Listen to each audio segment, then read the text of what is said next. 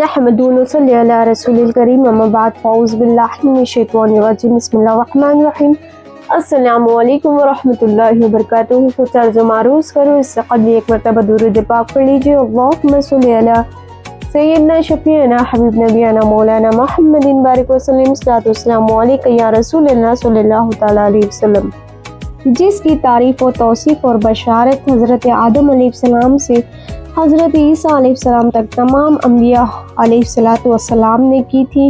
یہ وہی وہ بلند و بالا ہستی جس کے لیے حضرت خلیل رب جلیل نے دعا مانگی، ربنا وابعث فیہم رسولا منہم، اے اللہ ان لوگوں کی ہدایت کے لیے ان میں سے ایک رسول بھیج۔ یہ وہی صاحب شان و شوکت ہیں جن کی بشارت حضرت موسیٰ علیہ السلام و حضرت عیسیٰ علیہ السلام نے دی۔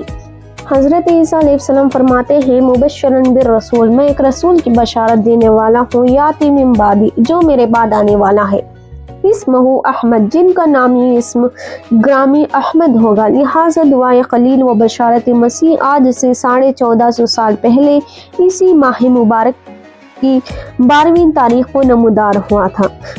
ربیع الاول کی 12ویں شب تھی، پیر کا دن تھا، صبح صادق کا موقع تھا کہ حضرت جبرائیل امی 70,000 ملائکہ مقربین کی جماعت کے ساتھ روئے زمین پر تشریف لائے اور آمد مبارک کے منتظر تھے کہ ایک دم آواز آئی، مبارک ہو کہ خاتم المرسلین تشریف لے آئے، جناب رحمت العالمین تشریف لے آئے۔ سبحان اللہ۔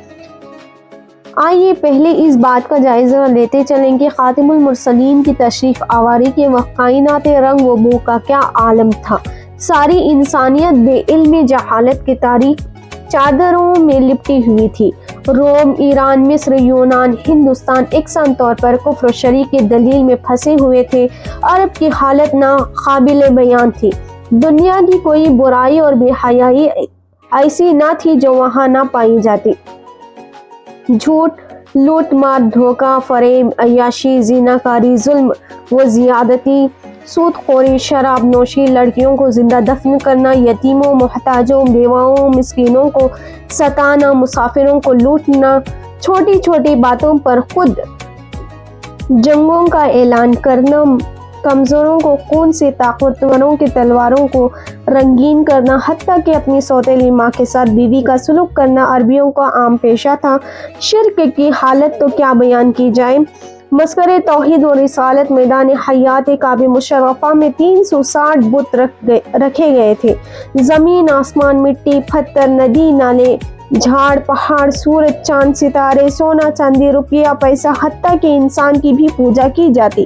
کوئی ندی نالا، کوئی جھاڑ پہاڑ ایسا نہ تھا جس کی پرستش نہ کی جاتی۔ ایسے نازک موقع پر جبکہ ساری انسانیت ایک خدا کی پرستش چھوڑ کر نافرمانیوں میں مبتلا ہو کر جہنم کے دھانے پر پہنچ چکی تھی، اسی ماحول میں میرے اور آپ کے آقا صلی اللہ تعالیٰ علیہ وسلم تشریف لے آئے اور لوگوں کے جہنم کے دہانے سے کھینچ کر نکالا۔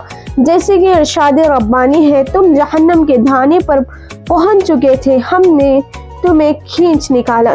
دیکھتے چلیں اس ذات اقدس کی نوشو نماز کس طرح ہوئی۔ چنانچہ آپ کے اس خطبے میں آپ کی ولادت، باسات اور بچپن و جوانی کے عجیب و غریب کا مختصر تذکرہ کرتے چلوں۔ جیسا کہ روایت میں آیا ہے، حضرت فاطمہ بنت عبداللہ رضی اللہ تعالیٰ عنہ فرماتی ہیں کہ جس رات سرکار پیدا ہوئے، اس رات اچانک بی بی آمینہ کا سارا گھر روشن ہو گیا اور ستارے جھک کر زمین حرم سے اتنا قریب ہو گئے کہ میں گمان کرنے لگی کہ یہ ٹوٹ کر گر جائیں گے۔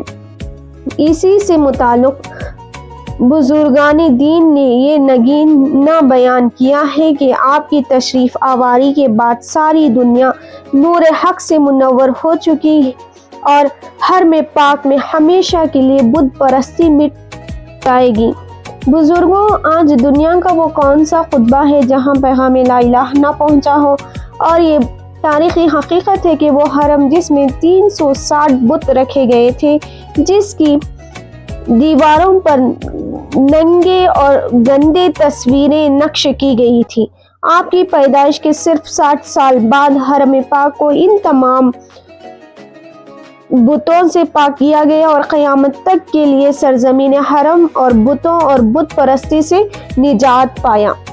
مکہ مکرمہ کی مقدس سرزمین میں اپنی والدہ ماجدہ کے مکان کے اندر پیدا ہوئے باپ کہاں تھے جو بلائے جاتے اور اپنے نو نہالے کو دیکھ کر نہال ہوتے، وہ تو پہلے ہی وفات پا چکے تھے۔ دادا بلائے گئے جو اس وقت طواف کعبہ میں مشغول تھے۔ جو یہ خوشخبری سن کر دادا عبد المطلب خوشی خوشی حرم کعبہ سے اپنے گھر آئے اور اپنے پوتے کو کلیجے سے لگایا اور اپنی محبت کی نگاہوں سے دیکھا۔ پھر کعبہ میں لے جا کر خیر و برکت کی دعا مانگی اور محمد نام رکھا۔ آپ کے چاچا ابو لہاب کی لونڈی سویبہ خوشی میں دوڑتی ہوئی گئی اور ابو لہاب کو بھتیجے مبارک ہونے کی خوشخبری دی تو اس نے اس خوشی میں شہادت کی انگلی سے اشارہ سویبہ کو آزاد کر دیا، جس کا صلہ ابو لہاب کو یہ ملا کہ اس کے موت کے بعد آپ اس کے گھر والوں نے اس کو خواب میں دیکھا اور حال پوچھا تو اس نے اپنی انگلی اٹھا کر یہ کہا، تم لوگوں سے جدا ہونے کے بعد مجھے کچھ کھانے پینے کو نہیں ملا، بغرض اس کے کہ سویبہ کو آزاد کرنے کے سبب سے اس انگلی کے ذریعے کچھ پانی پلایا جاتا ہے۔ سبحان اللہ۔ سب سے پہلے حضور صلی اللہ علیہ وسلم نے ابو لہاب کی لونڈی حضرت سویبہ کا دودھ نوش فرمایا، پھر اپنی والدہ ماجدہ حضرت بی بی آمینہ کا دودھ سے سیراب ہوتے رہے، پھر حضرت حلیمہ سعدیہ آپ کو اپنے ساتھ لے گئی اور اپنے قبیلے میں رکھ کر آپ کو دودھ پلاتی رہی اور انہی کے پاس آپ کے دودھ پینے کا زمانہ گزرا۔ اتنا سا کہہ کر میں اپنی تقریر کو ختم کرتی ہوں۔ وما علینا الا البلاغ المبین۔ السلام علیکم ورحمۃ اللہ وبرکاتہ۔